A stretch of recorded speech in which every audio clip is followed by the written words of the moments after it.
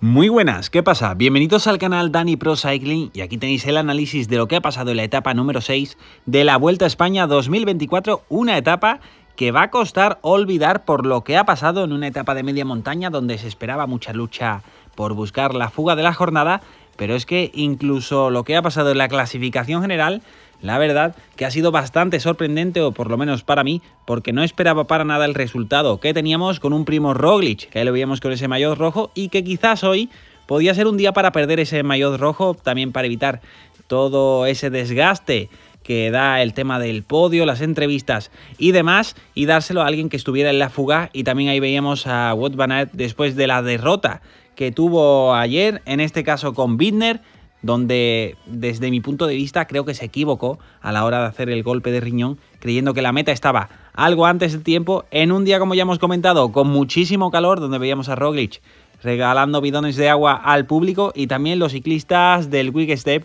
dándose esos baños de hielo para bajar la temperatura. Aquí tenéis la etapa de hoy, una etapa de media montaña, esos 4 puertos, pero prácticamente, salvo el principio, un constante sub y baja, y aquí veis el final, que no era demasiado duro, aunque el resto de la etapa sí lo era con el desnivel acumulado. Al empezar la etapa se formaba una fuga de 30 hombres que finalmente se quedaba en solo 13, pero cuando empezaba la retransmisión en directo veíamos que apenas tenían un minuto y que seguía habiendo ataques de Wout van Aert, de Marc Soler, entre otros, hasta que el Bora se ponía a meter un ritmo prácticamente casi después de 80 kilómetros de intentos. Y aquí veis la lista de los fugados con poco tiempo en la clasificación general: Lipovic, O'Connor, Rodríguez, Berrade, Verdet, o algo más de tiempo, Van Sevenant, Frigo, Bain, Castrillo, Sánchez, Harper, Lenreise y Bergalito. Como veis, la ventaja pasó de 1 minuto a rápidamente ponerse en más de 3 minutos, y a 60 kilómetros del final había un ataque de 2 hombres, que en este caso eran O'Connor junto con Lenreise, O'Connor luchando también por ese maillot rojo, y la ventaja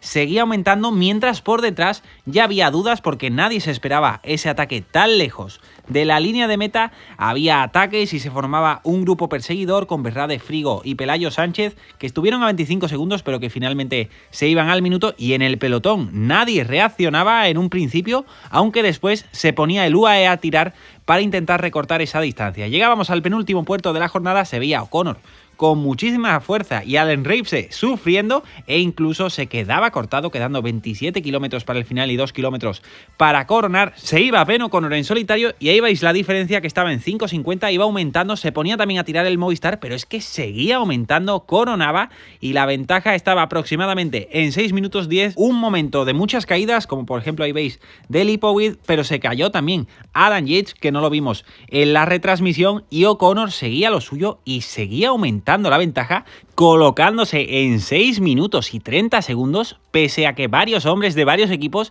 estaban tirando para recortar. Último puerto, veíamos que seguían esos 6 minutos y medio, pegando una exhibición espectacular. Iba a ganar la etapa y ponerse con el maillot rojo, pero sobre todo, después de ver esa entrada en meta y la victoria, lo que había que ver es la diferencia que iba a tener con otros favoritos a la clasificación general. Ahí veíamos que también se ponía a tirar el Bahrein en la parte final y sorprendía que no entrara el Bora, y ahí veíamos cómo llegaba el pelotón a más de 6 minutos y medio, y también Adam Yates, que se había caído, que llegaba a casi 9 minutos de Ben O'Connor, un Ben O'Connor que celebraba esta victoria y que se le está poniendo cara de Sepp Kuss el año pasado, que también consiguió la ventaja de una forma similar. Ahí tenéis el top 10 de la etapa de hoy, con O'Connor a 4.33 el segundo con Frigo, luego Lipovic, Bertré, Rodríguez, Lenreise, Van Sevenant, Berrade e Isaac del Toro, que fue el primero del grupo, que llegaba a 6.31. Clasificación general con O'Connor líder, 4.51 Roglič, Almeida 4.59, Lipovic 5.18, Enric Mas 5.23, Rodríguez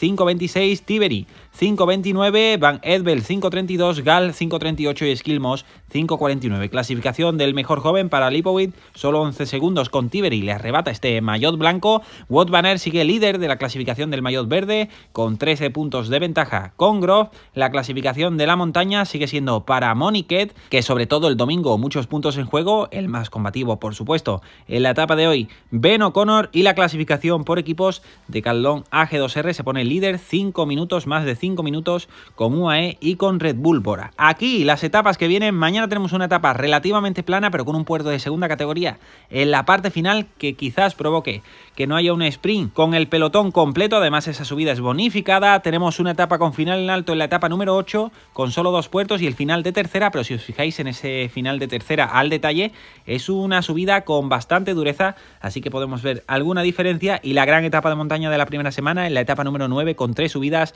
y 2 subidas que van a hacer al alto de Azallanas, que será también interesante, subida muy dura como veis aquí y que se corona relativamente cerca de meta. Hasta aquí el análisis de la etapa del día de hoy. Mañana volvemos con esta vuelta que se está poniendo muy interesante. Muchas gracias a todos y nos vemos en el próximo vídeo.